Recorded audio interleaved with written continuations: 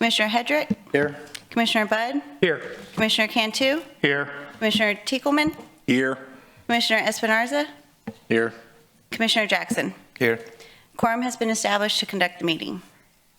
Thank you. And could you read us the rules for public comment, please? Yes. Citizens will be allowed to attend and make public comments in person at the City Planning Commission meetings. The public is invited to speak on any agenda item and any other items that pertain to the Planning Commission.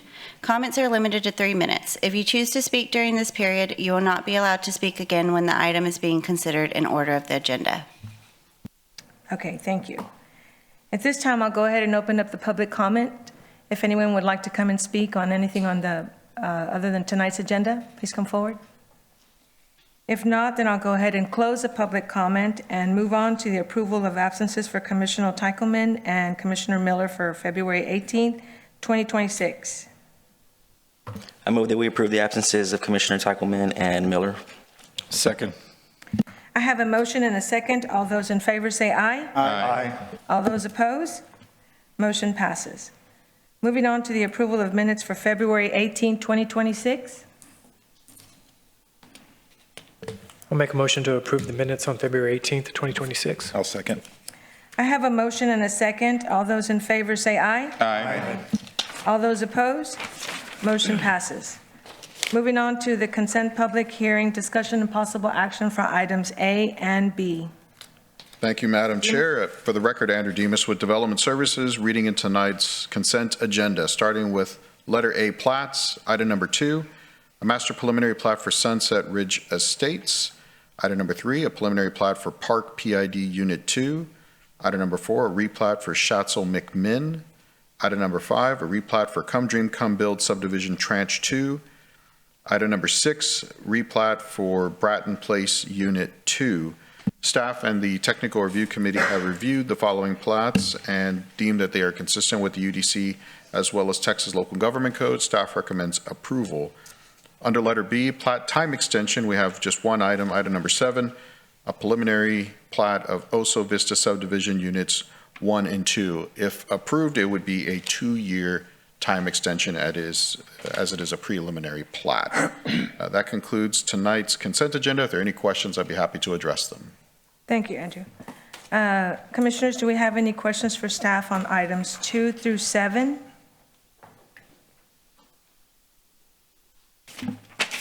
I have a question on item number 2. On the plat, there's a lot of streets that are labeled as private. What does that indicate?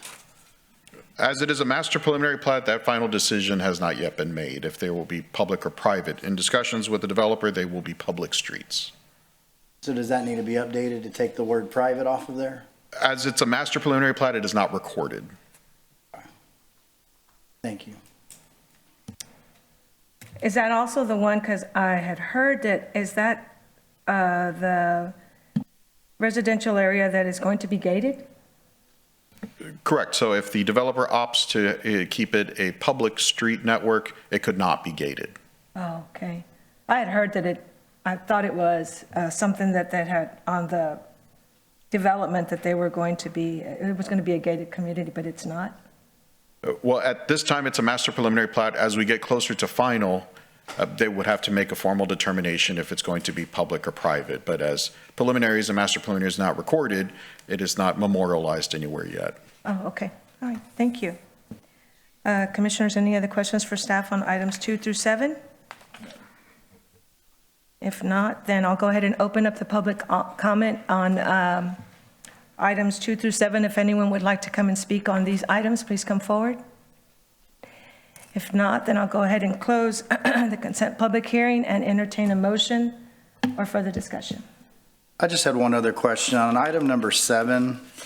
Have they started work on that one yet, or they have not yet? Because on one part it said they've started, on another part it said they haven't. Yes, they have begun work with the approved public improvements. Okay. But there's still, because what did we approve before? Just the preliminary plat? Correct. But not any final plats yet? Correct. This is at the desire of the developer to ask for a time extension. We did explain to them that what we like to call belt and suspenders. It's not a requirement. Their plat is still alive as they have a final and approved PIs, but if they so wish to ask for a small time extension, that is at their discretion. Okay, thank you. Okay. Any other questions for staff? I'd like to make a motion to accept the consent agenda as presented. I'll second. I have a motion and a second. All those in favor to approve items 2 through 7 as presented by staff, say aye. Aye.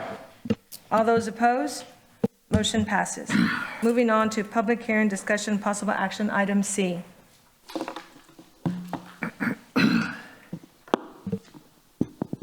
It's been a while, sorry. Good evening, Chair, Commissioners. Yvette Wallace, Interim Director, Development Services.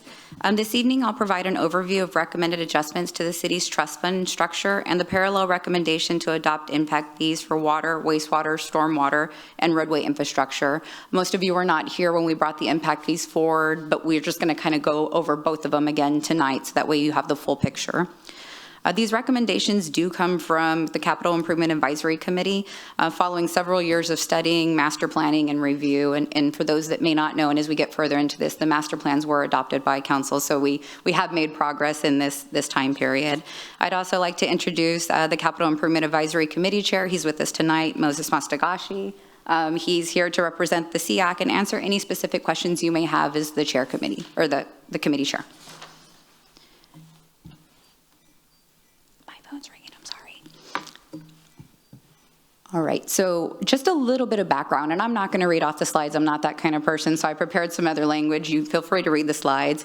But beginning in 2019, City Council directed staff to re-examine the trust fund system and explore alternative funding for growth-related infrastructure.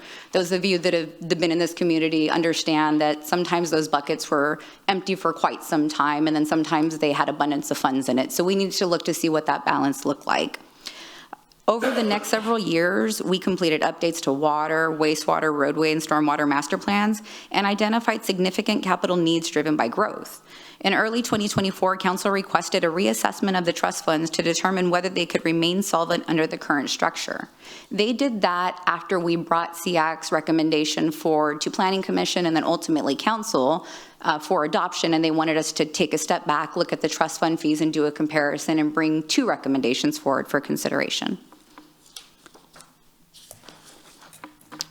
So the 2 recommendations that came out of the Capital Improvement Advisory Committee that they're recommending that we present to City Council are 1 for impact fees and 1 for the trust funds. So the impact fees are established in State Law Chapter 395, if you're not familiar with that.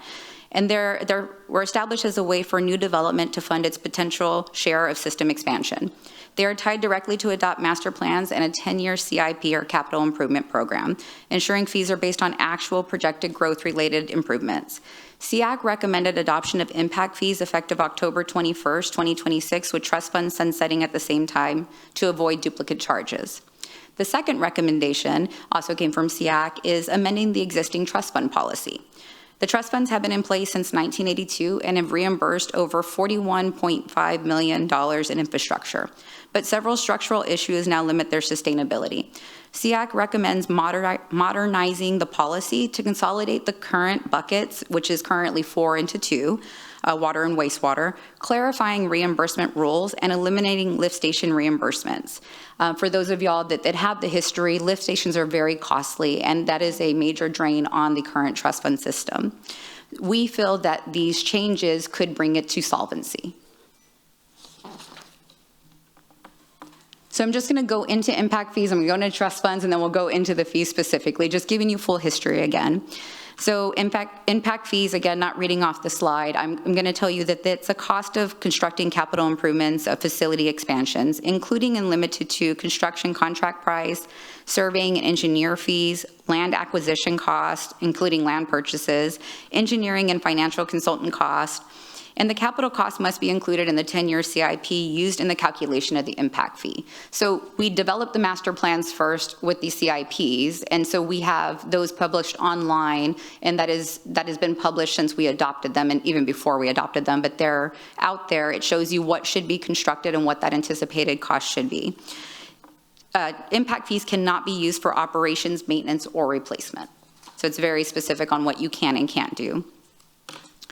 Trust funds, the system that has been for as long as I've been alive, was originated in 1982, was a great year.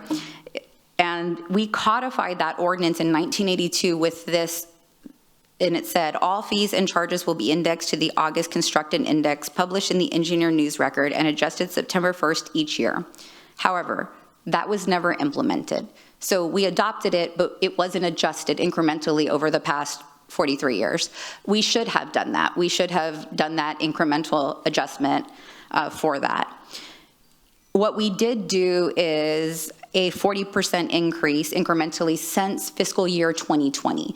Some of y'all are familiar with the fee increase that Development Services did, and in that we did increase the trust fund fees. We did a 10% increase for 4 years to try to help get us into solvency. However, that still didn't get us where we needed to be, so what we'll do is talk about some of the adjustments that we feel need to be made to the trust fund here in a bit. So I'm going to go back to impact fees. What did SEAC recommend? Again, this was brought forward to Planning Commission already. So SEAC recommended adoption of impact fees effective October 1, 2026, with trust fund fees sunsetting at the same time. I want to point out that there's 2 different terms used here. One is assessed and one is adopted. Assessed represents the maximum fee that the city's authorized to charge based on the impact fee study, system capacity needs, and long-term infrastructure planning. Adopted is the approved rate, whatever rate we end up adopting. SEAC gave us a rate that they felt should be the adopted rate, and that's the rate that you're going to see in the adopted column. So for instance, water is assessed at $18.66 per ERU, which is a residential unit, and the adopted rate is recommended at $950. Wastewater is $12,688, and then it's recommended at $612. Stormwater is 30.54 per 1,000 square feet, and the recommended is 100 per ERU. And then roadway is a 5% max rate, but we're recommending 0 at this time. Or I'm sorry, SEAC is recommending 0 at this time.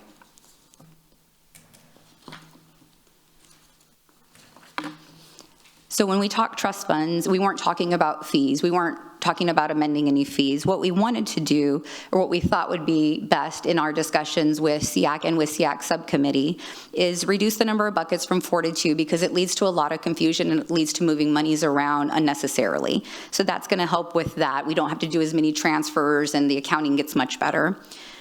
The lift stations, as discussed earlier, when we added those in 2003, this put a strain on the trust fund system as projects were much high dollar in comparison to the water and wastewater line extensions that we were previously were reimbursing. We felt that moving lift stations to participation agreements would leave additional funds for the originally intended purpose of a trust fund.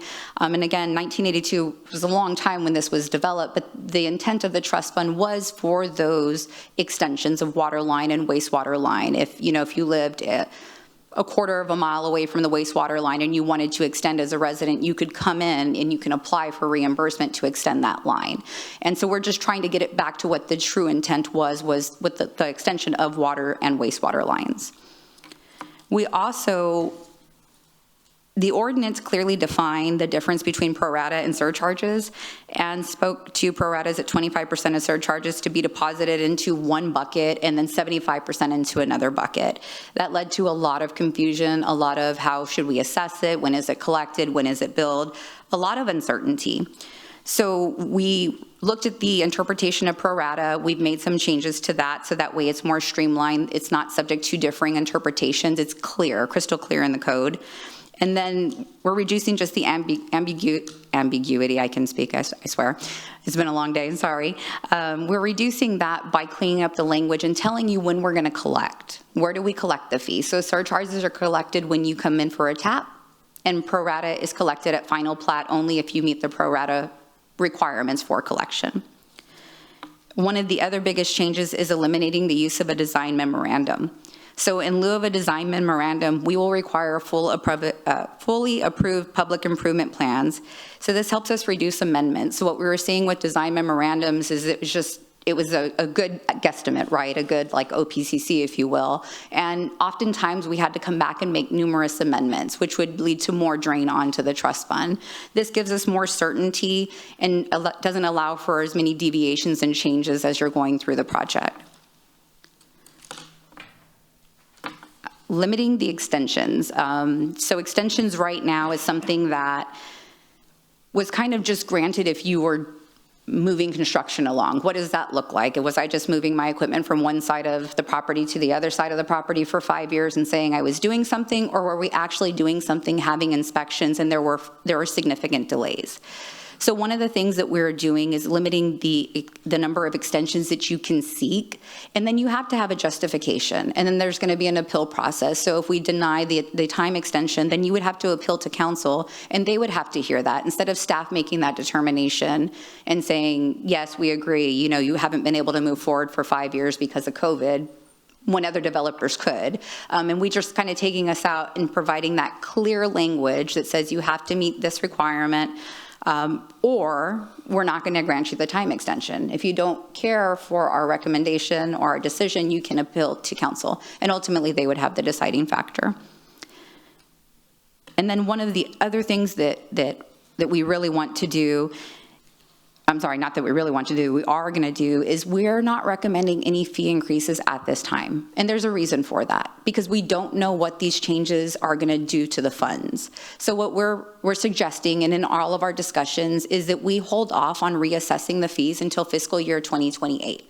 That's going to give us time to see projects come in, see reimbursements come in with the new rules and regulations, and then we'll make the determination on what those fees should be adjusted to.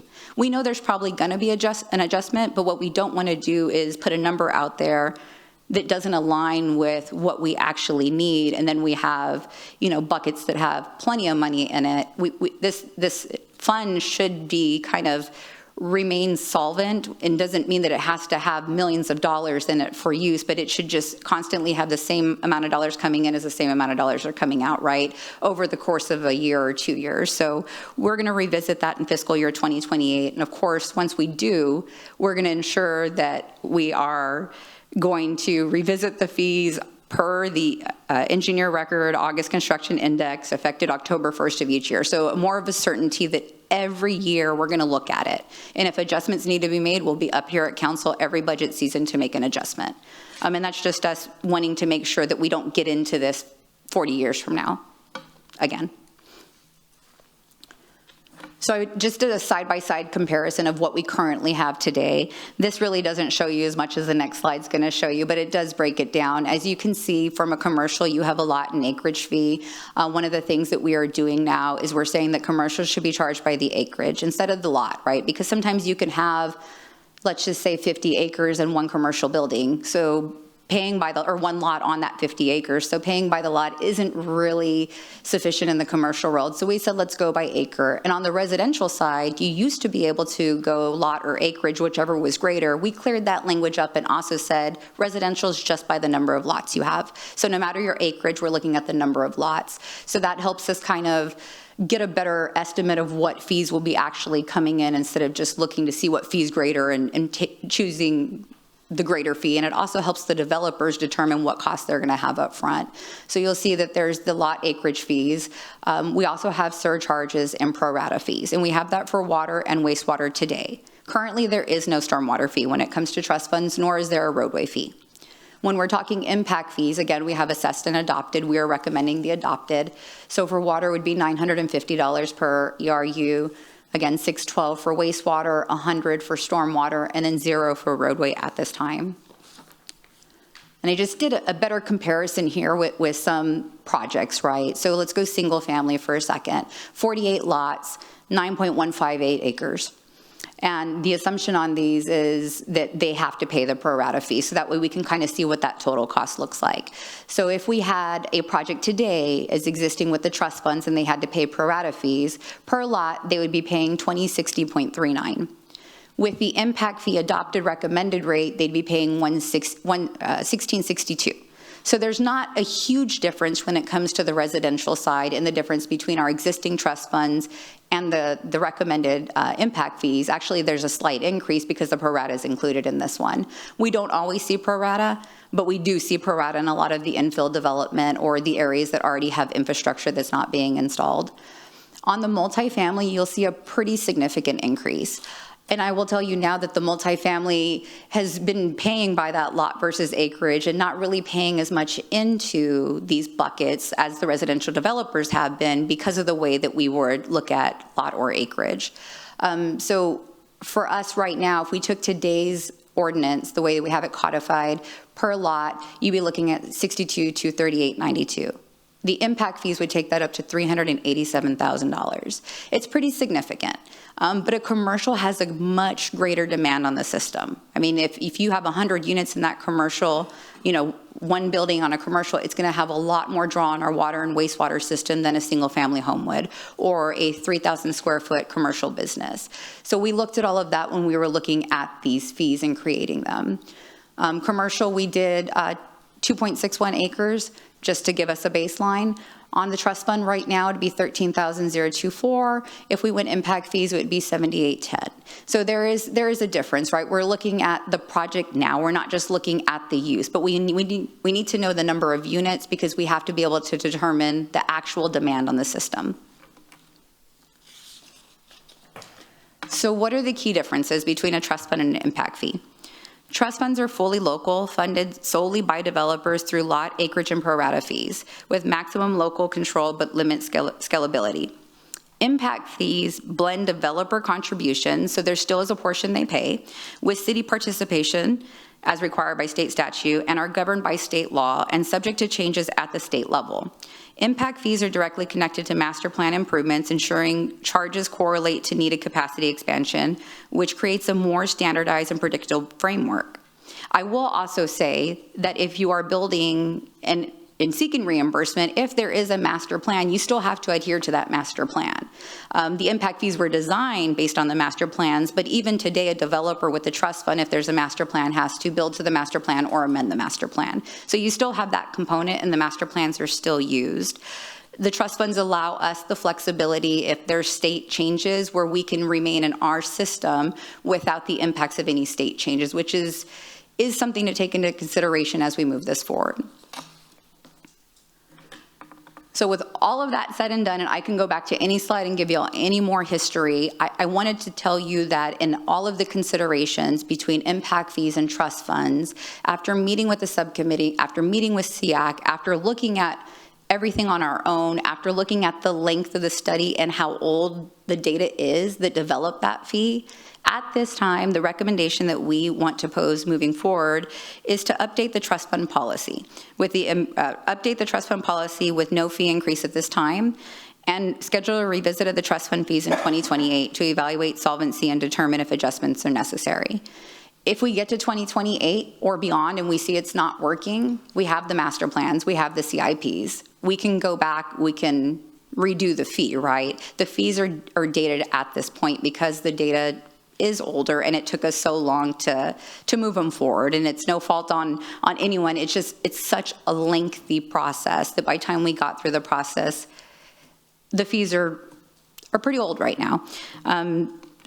So that is going to be our recommendation. Tonight before you, though, we're bringing the UDC text amendment with the trust fund changes. Again, the Planning Commission's already gave the approval to move the SEAC recommendation forward. We briefed that last year. It went forward to council. Council said, go back, let's compare.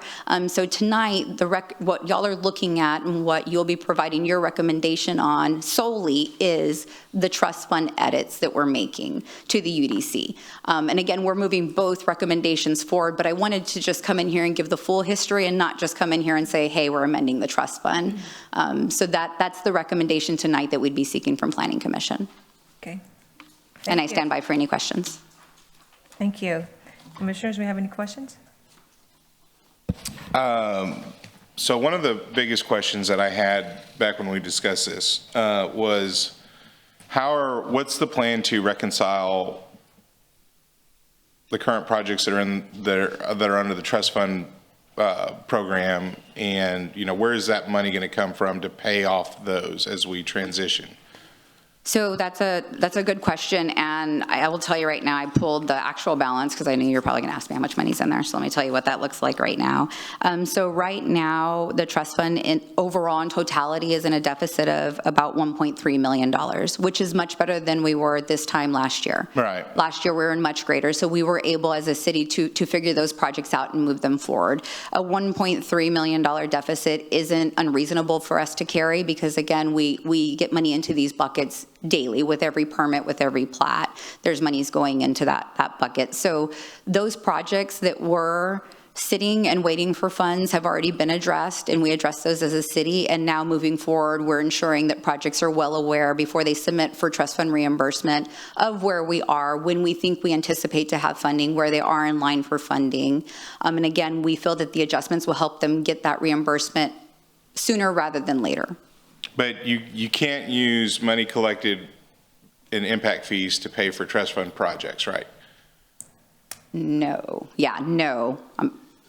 It's correct, yes. No, you cannot. So the question is are we going to write a check from the general fund to pay off all these things, or what are we doing? So you're saying if council decided to move forward with impact fees in March, May, whenever they decide forward, what will we do to reconcile the projects we've already approved? Correct. So I'll chime in. So the recommendation that was in front of council. Please state your name. I'm Moses Mastagasi, District 5. I know I don't have to do Thanks, it, but so the recommendation that was in front of council that should have gone to council in June of 24 was that there was an 18-month healing period, basically. So you would be collecting fees, and it would take 18 months to actually implement the impact fee process. So that's going to still be the recommendation. So if council ultimately in March 17th decides to go with impact fees still wouldn't come into play until January of 28, right? You're going to wait the 18 months because staff has got to be put together, processes have to be put together. There's still policies that have to be put together that haven't been done because everything was shelved when it was taken off the agenda in June of 24. So currently today, what happens when you're a developer, if you're waiting, you wait in line for those funds to come in. The city can take it upon themselves to have the general fund pay it off, or they can go through their budgeting process and include it in there, but that's still a determination that's got to be made by the city, right? So doing these text amendments today only make the trust fund better while all that still in place. So let's say we go through with impact fees, passing these text amendments take off another lift station, draining it by $7 million before we get to impact fees, or another, developer that wants to stand in line for fees but never develop the property, or stand in line for a reimbursement, which technically puts it in negative, because when she gives you that number, the bank account's not negative, but when you have all the projects in queue, the balance is negative. That's the number she's giving you, right? So there's projects that have been in queue for a year, 2 years, 3 years, that they just come back and get a extension on, but they actually never develop. So there's the number, your balance is negative, where if you started that project, it would reimburse itself in a sense, and ultimately you wouldn't be told a negative number as far as ending balance, not what's in the account technically today, right? So we're hoping that ultimately, even if, again, it's council's decision, if you go to impact fees, that 18 months, you're going to have a period of where you're collecting fees but not necessarily distributing them. That should bring it to solvent before impact fees hit. Now, an impact fee and a trust... Hold on. I want to make sure that I understand this correct. Yep. Because what I heard Yvette say was that we're going to address the fee schedule in fiscal year 28. So the fee schedule will not change because it's already been increased by 40% every year, or 10% every year for the last 4 years. But what you're addressing is some of the things that get reimbursed, right? You're addressing lift stations. You're addressing how it gets reimbursed and how projects end up getting developed or not developed again. So that technically the trust fund account is not negative, but if you have everything in queue and you're dedicating those dollars to pay those off, then you have a negative balance. But you can't use any monies collected as an impact fee to pay off. And that's why it would Trust take fund 18 projects. months. That was the recommendation previously, because we were 7 million in debt at one point, and we needed to give the city 18 months time to figure out how to finalize and pay off and allow all the plats that are in queue that are paying into the trust fund to then roll over, get developed, or not get time extensions on, come back, and then be an impact fee.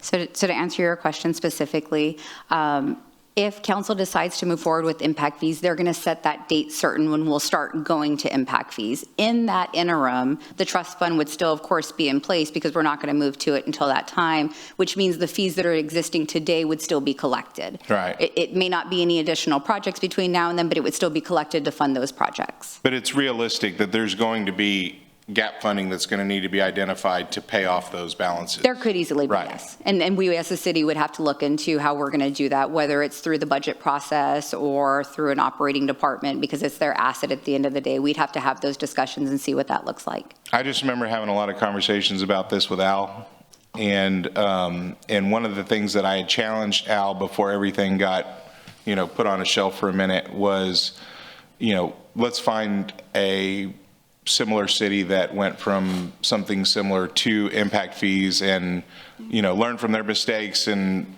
just kind of understand what we're looking at in this transition.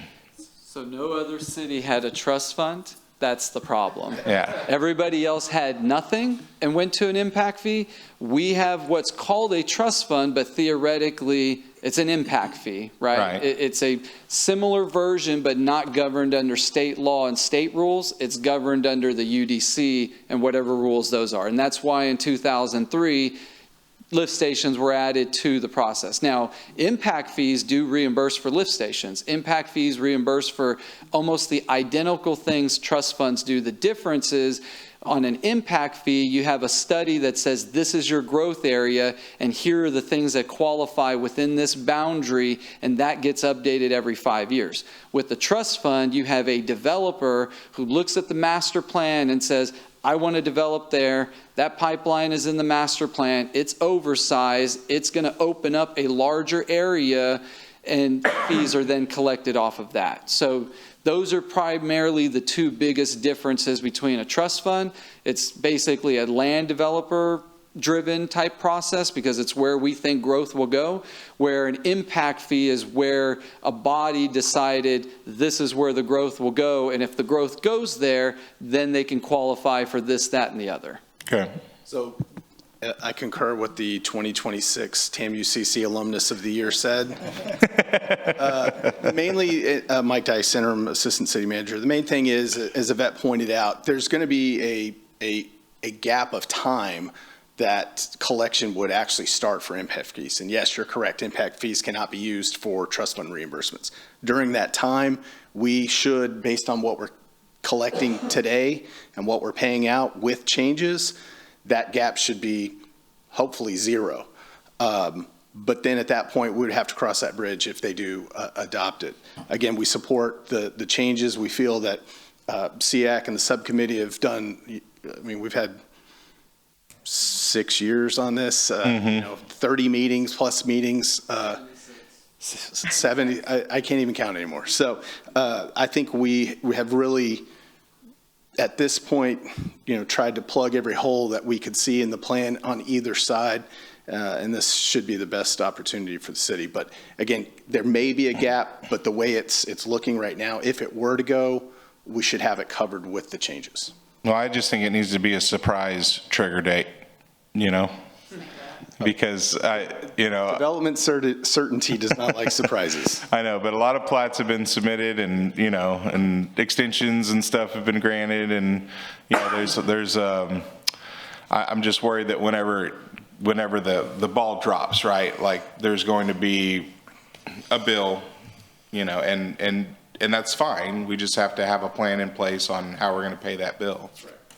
So, and Commissioner, I think it won't be as drastic as in other jurisdictions, because to Moses' point, we do have the trust fund, so if yes, they can evade the impact fee, but they're gonna jump into the trust fund, so that they're not completely just void where it went from nothing to impact fees, where they were able to kind of dodge it. They're not completely dodging. Yeah, no, I get it. Have you guys taken with this deficit? Have you taken the plats,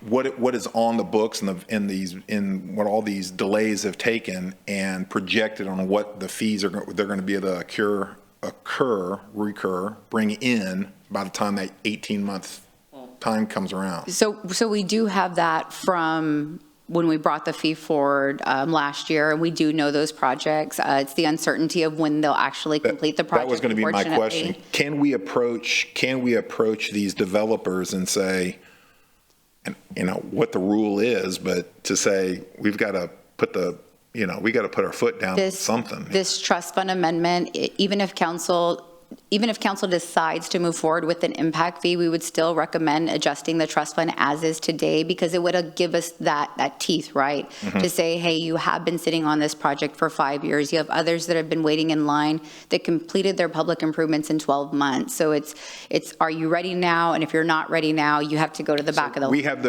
We would have the ability to be able to not to approve an extension past that point then, right? If they would come in and try to delay it yet again?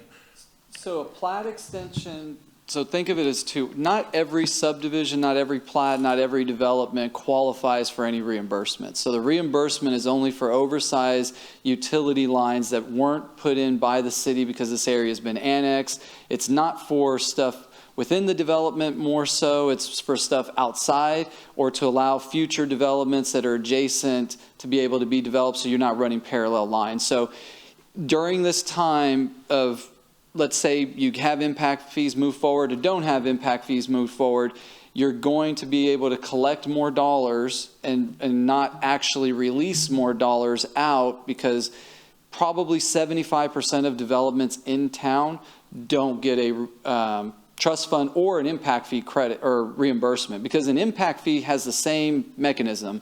A developer will be able to come and say, I'm developing this area, I'm paying those fees, which is the water and wastewater fee, but I have a 30-inch line to install because there's 5,000 acres behind me that are going to tie into that. They're not responsible to pay for that 30-inch line. The impact fee or the trust fund pays the difference for that line, so that there's not 12 lines going to that same lift station. They can all tap into one system. And the problem really, and the beauty about what the city did in 2019 and enacted this process, they saw the vision of an impact fee, which by state law has changed dramatically every legislation. The way you approve it, how fees can be adjusted, because sometimes it's weaponized to basically stall growth. But what it did for City of Corpus Christi is the City of Corpus Christi didn't have master plans. It didn't have a network system to show you that the roadway is supposed to be this size. It doesn't show you that the pipeline was supposed to go this way. And every engineer, the 10 of them we have in this town, would say, this is best for my client. They turn it in, subdivision works, the math works, they go start it, and then the guy next door goes, well, how am I supposed to get there, right? And they'd have to go through an easement or gut out a line or do something creative, and that's what caused so many problems, and still a lot of problems that we've got to fix throughout the city. But now we have those master plans, and this is why it took 6 years, because the first 3 years was actually getting sewer, water, drainage, and roadway master plans implemented for the whole city.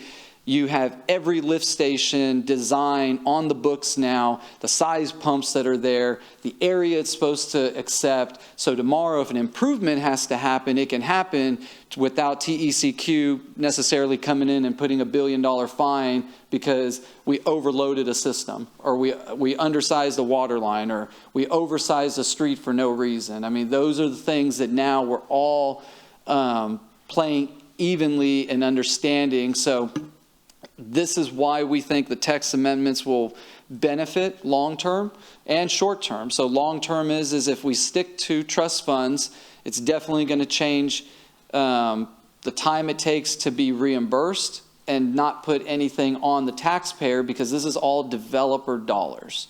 And even the master plans and the dollars that were spent over the 6 years were all developer dollars. So the taxpayer hasn't been on the hook for anything.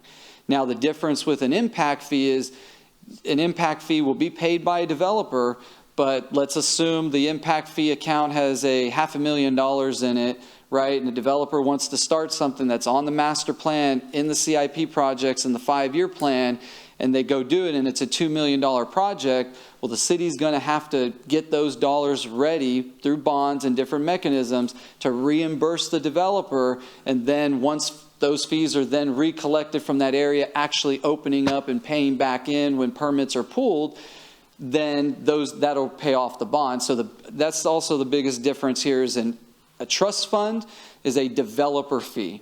An impact fee is a builder fee. So a developer pays this at platting before the lots are on the ground and before there's anybody ever going vertical. An impact fee is on the vertical. So as a developer, I would develop the lots, and then the guy comes in and pulls a permit, they would then pay that fee. So that is one of the two biggest differences between a trust fund and an impact fee as well. Just want to clarify. When you were talking about staffing up earlier, right, is this the mechanism by determining on how this fee is going to be assessed and who is going to pay it? Is this going to be determined by the staff that we're staffing up, or is this going to be written in stone? It's already written in stone. It's written in stone. We have draft policies in place, so we've been working on it, so it's not just sitting on the shelf. We do have that in line. We would probably utilize our existing staff that currently manages our reimbursement agreements. Of course, we'd have to teach them this new process, right? We'd have to work with accounting, we'd have to get different buckets in place, we'd have to build that system out, rebuild our system, our collection system today. So that's why we need time. Outside of just the policies, we need time to rebuild our IT infrastructure for it. Okay, thank you. Yeah, Trey, just so you know, there's state law that governs over this entire process. And there's a requirement that they have a committee, the SEAC committee, that has people from different walks of life, builders, land developers, community members. That's state law too. Right. And so anytime those fees get adjusted or anything else, it does not pass go unless it goes through their committee. Well, it has to go through our committee, and now state law changed to where council has to approve it by 2/3 vote, not just majority. Yeah. And there was even state law to put moratorium on impact fees even being implemented in cities, but that didn't pass legislation this go around. There's Supreme Court cases that are looking at impact fees because, again, an impact fee is supposed to be a tool that creates development growth. In some areas, it's a tool to deter development growth or create certain type of development which is unequitable. So that's why state law has been changing dramatically around it, even over the 18 months that this got shelved. The bottom line is the person that pays for this is the buyer of the lot whose home it's going to be, right? Yeah, the end user is always. Exactly. So it sounds like, because that was always my biggest concern, it sounds like with these adjustments, you've taken care of that, so it's really not going to be that much of an impact to the homeowner in comparison to what the original numbers were. So if we can bring this to solvency, it would pretty much remain the same impact that they have today, right? Because right now the developer still is bearing the cost of the infrastructure, the builder has their cost, and of course they put that on the overall cost of the house and the lot. So it would end up being the same. Now, if it were to move to impact fees, that could shift. Of course, there may be some forgiveness, but the developer still has to do public infrastructure improvements, right? It may not all be covered. And then the builder, of course, is going to be paying that impact fee. So now the cost is going to shift potentially from the lot to the price of the permit or the home itself.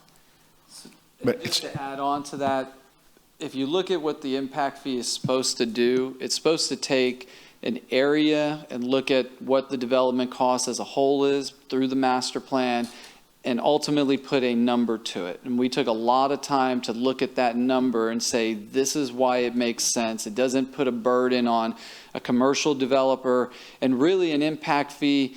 and we're not a big box retail community. Everybody's a mom and pop. You got, your taquerias, you don't have your Costco's and your Nordstroms every day being built here. And if you saw the biggest difference in the impact fee versus trust fund, that's where that number is so dramatic and where the collection can be a larger amount. As a committee, what we did is we looked at this in a holistic way and said, okay, what makes sense for the city to stay solvent and not put a negative turn or spin on developing this city out the right way through the master plan process. There's communities that we're developing in throughout the state that impact fees are north of $30,000 per lot. Right? I mean, just imagine what that does to the price of a home. In our community, you can't afford that, or you basically are not going to be developing anymore, right? But we're also trying to make sure that none of this falls on the taxpayer. And it never has, in a sense, with the trust fund system. So if we go to impact fees, we want to make sure it also doesn't. So what we did as a committee, there's an assessed number, and then there's an, I don't know the exact word, applied number. The recommended adopted number. The recommended adopted number. The number that impact fees in Corpus could go up to is $8,700 and change. As a committee, we put it closer to $1,622 when you add the two together, or $1,562. Sorry, it's been a 6-year ride on this thing. But ultimately, there's potential, if you go to an impact fee, that number could increase and that our committee would stay together. It's 15 people. It's 9 council members. They pick the person that, they want. The city manager picks 6 people. State law says it's a 60-40 split, and whether it's, normal citizens and then stakeholders, whether they're land developers, builders, apartment guys, shopping center guys, they're in the real estate realm, to keep everything fair and balanced so that tomorrow it's not weaponized, right? To where it's not stopping growth or stalling growth or trying to create one type of city that's unaffordable maybe for most average people, right? So that's really what it comes down to. So I think both of them are great tools. I think what we're doing and what we've done to the trust fund UDC has been long overdue. But again, everything is a process here in the city, and this is where we're at today with this process, and we hope to move it forward with the trust fund amendments and then ultimately let council. My council presentation will be 2 to 3 hours because I'll start with the very beginning and go through every single process and conversation and thought process on how we got to the finish line. But today, we're trying to give you the shorter version of what would make the trust fund a better tool, regardless if we go to impact fees, and then also explain to you what you guys kind of got the longer version, not all of y'all, because y'all all haven't been here since that time frame, but on why we still recommended an impact fee and at what number we recommended it at that time. So, and what those parameters were. Again, in 2004, we were here in March of basically 2 years ago. This was the number, and here's the timeline that the city needs to get policies, people, and processes. And to Mr. Miller's point, how do we fix the trust fund, meaning make it solvent so it necessarily doesn't fall on the taxpayer, and the developers that are finalizing plats or developing plats ultimately pay their fees, and then those that have been in queue to get reimbursed for developments that they had finished or that they're going to finish, that they are, taken care of by the UDC, which is still their right to be made whole with what they did as far as development. So, but our city lacks infrastructure, and this is really why we're here. This is really why we push for master plans as a development community. I was pushing for it because, you hire 5 different engineers and they have 5 different ways of getting to the finish line when all you have to do is open the book and it says, you're going this way, right? And that's why the master plan is important. And really, any text amendments to the master plan need to be a process that's more refined, and it has through CCW, Public Works, Stormwater, to provide a justification, whether it's reuse or density changes, on why they're not going to follow it or want to alter it. They shouldn't be able to just bring you a piece of paper and say, hey, I'm just going to do this and it makes sense to my guy. And no, there's got to be some checks and balances. And now having a true master plan and departments that are kind of going through that process make a whole lot of difference, even when it comes to what gets reimbursed and what goes through the trust fund and will go through the impact fee if that's adopted. So. Okay. Hopefully all that makes a lot of sense. Any other questions? Well, I know I've sat in some of those SEAC meetings and they're intense. You guys have done an excellent job on making sure that this thing is lined out. Yeah, that's why I'm here. Not only for the developers, the builders, the people, for the just our community. No, it's for the community. At the end of the day, it's to develop a smarter, more efficient community, which ultimately, if you have 12 lines going to the same spot instead of one larger line, imagine the impact that puts on our wastewater system, our water system, our road system. Yeah, it's a domino effect on everyone. You've got to do it right the first time, and I applaud, Al and Mr. Dice starting the process, and now Yvette getting it to the finish line. And we just want to make sure everybody understands it. And ultimately, the developers are going to pay their fair share. The builders are going to pay their fair share. And, the community isn't going to be left with an asset that's, going to cause them a lot of issues tomorrow with their rates. Because we all live here and nobody wants to just pay higher rates just to pay higher rates. But if you have maintenance cost and more infrastructure than you really needed to get things developed, well, that's what ends up happening. So. Well, y'all have done a great job on doing this presentation and all the work that you've done in all the, 6 years, 7 years? Yeah, I've been a part of it since day one. That's a long time. Yep. Any other questions? I'm just going to make one comment and then I'll be done. I trust the committee and I trust the calculations that you've done. I don't see how this is going to fix our issue, honestly, just because when you've got lot and acreage fees that are currently on a per lot basis a little bit higher than what's being proposed here, and then the same on commercial, but the big jump is in multifamily. I don't see a whole lot of multifamily getting built anytime soon.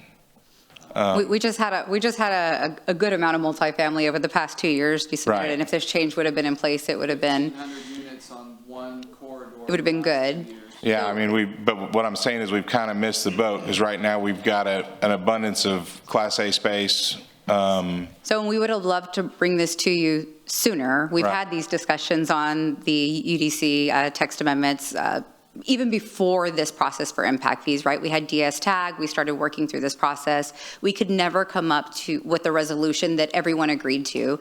We revisited it again, and we sat there daily and we went over it line by line until we came up with stuff that, as a community, as the community members representation, as a department, that we felt comfortable bringing forward. So is it going to get us exactly where we need to be just by changing how we assess the fee for lot and acreage? Probably not. But with the other amendments that we're proposing, that's going to help us get there. The elimination of lift stations for trust funds moving to participation is the number one amendment. The design memorandum is the second, and then the extensions would be the third that's going to get us to where we need to be. Okay. And I'll make you feel a little bit better with the thought process. You gonna build an apartment complex? No. No. Well, actually soon, but no. The biggest thing, and I'll give you the best example without necessarily going into a whole lot of detail. There's lift stations in this community today that exist that don't have any services on them, that have never paid $1 back into the trust fund. Oh, I know. And there's a couple of them that were over, let's just say $8 million between the two of them. So imagine those not being on the system, we'd be $7 million in the net right now. No, so that's a huge text amendment. The surcharges are a huge text amendment. 2 years ago, there was also an amendment on how much reimbursable offsite you can get that was brought to the committee. It was a very small one, but as a text amendment, but a very large one in dollars. So there's been minor things done, but even the 40% jump has been a huge jump as far as the fee collection side. But you need those developments that were on those large pipelines or lift stations to, come to fruition so they can pay back into the bucket as designed, so that way this thing moves forward the right way. I completely agree, and I know exactly where those are, And I know exactly who the developers are, Yeah. right? But what I'm saying is I think that this is great. I think that we're late.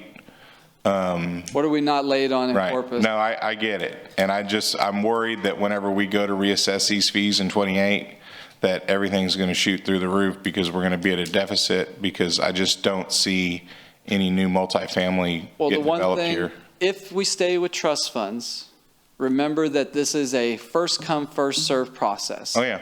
And the biggest part of this that's different is, let's say somebody comes in and says, I'm going to get $1 million from this project, right?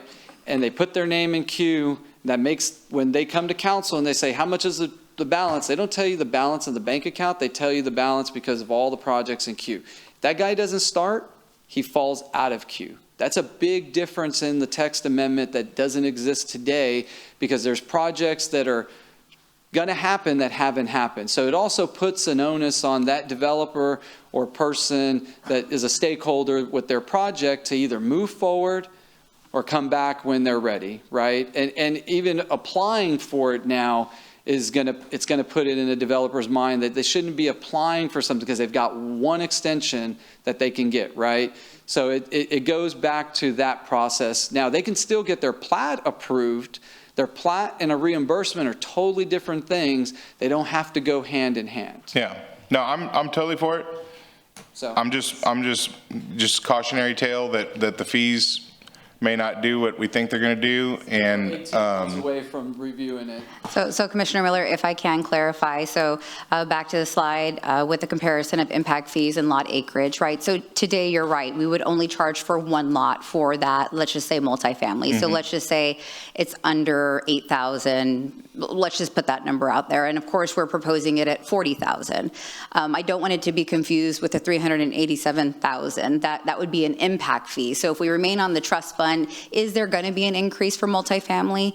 Yes, but it's not going to be as significant as the increase would be for an impact fee. So we could see $30,000 to $40,000 more going into the trust fund buckets for a multifamily. We're not going to see, $300,000 more come into a trust fund bucket for a multifamily. So I just wanted to clarify that portion. And then to what Moses stated earlier, the small adjustments that we have made to what's eligible for trust fund have already helped. The 40% increase actually helped. We would have been in a much larger deficit today without those changes. Those changes have really kind of streamlined who can be eligible for reimbursement, and now we're just taking it that step further. Is it a bit delayed?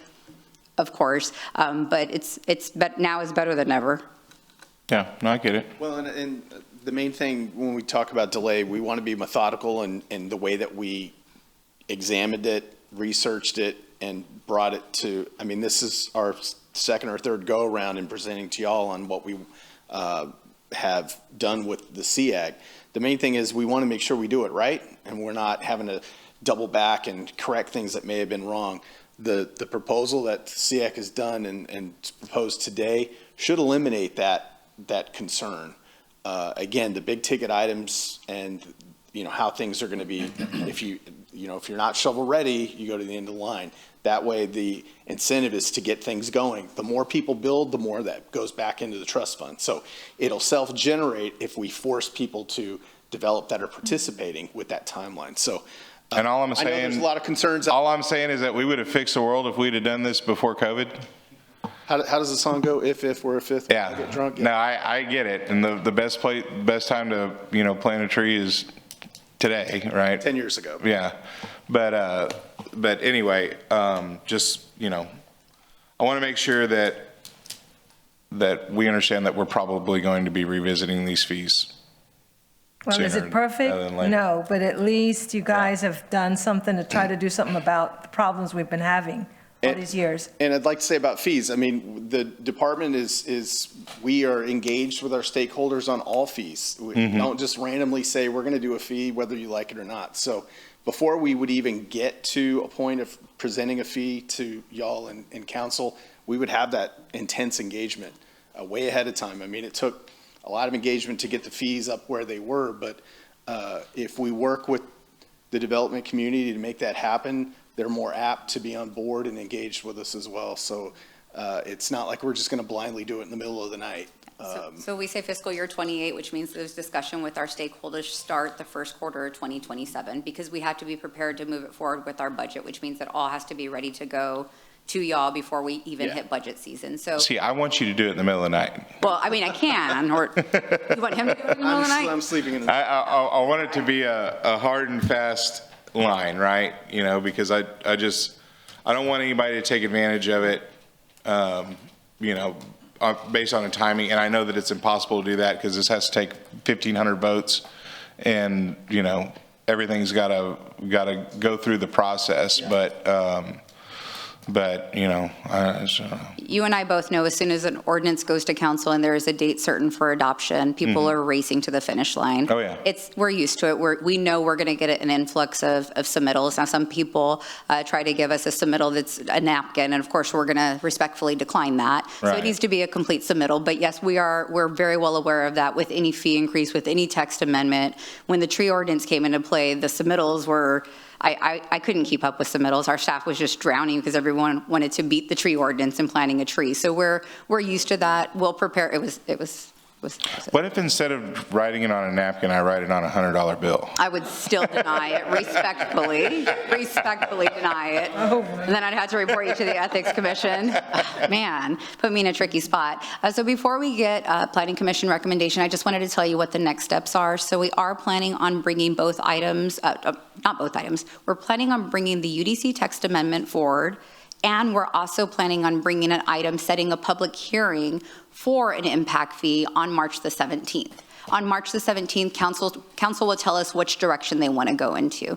If they want to move forward with an impact fee, then we're going to ask for the trust fund amendments right now while we go forward with the impact fee. If they decide we're not going forward with an impact fee, we'll have them vote on that trust fund amended ordinance, and we'll move forward as that is. So that's going to be decided on that date. And again, Do you have to have a 2/3 vote for that vote? we do not, but we do have to set a public hearing, and that public hearing will be set in the future. So May the 12th, I think, is the date that we decided on. So it won't be heard that day. We would come back if they wanted to do impact fees. So we'd ask them at that time to consider trust fund amendments. Okay. Okay, any other questions? If not, then I'll go ahead and open up the public hearing on item 8. If anyone would like to come and speak on item 8. If not, then I'll go ahead and close the public hearing and entertain a motion or further discussion. Recommendation. Who wants to do it? I make a motion to approve item C8. I'll second. I have a motion and a second. All those in favor say aye. Aye. All those opposed, motion passes. Thank you all very much. That was really interesting and something that Historic is day very in Corpus important. Yes, very good. Moving on to director's report. No report for tonight? None. Okay, future agenda items, none, and we are adjourned.